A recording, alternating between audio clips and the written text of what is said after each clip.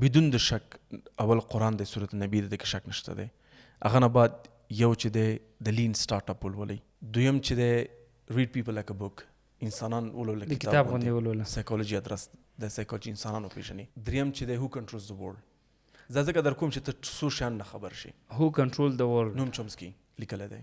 هم بزنس باره کې پوه شي، هم انسانانو باره کې پوه شي، او هم د دنیا سیاست باره کې پوه شي. او پنځم کتاب چې ریشارډ ته ووایم دا مشوره ورکړم که ونه کړم 48 laws of power.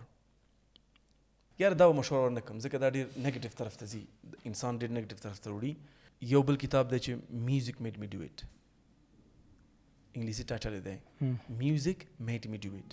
د میوزک حقیقت یې خلکو ته بیان کړی دی چې دا پنهاني مشکلات د میوزک د یې خلکو ته بیان کړی دی. خیر مننه، بهترینه کتابونه در امید لرم چې هغه ځوانان په انګلیسي خصوصا پوهېږي، ویلو ترجمه یې کې پښتانه به هم لولي. پښتو کې هم دا ټول ترجمه شوي شته دي؟ ها ماشاءالله ډېر ښه.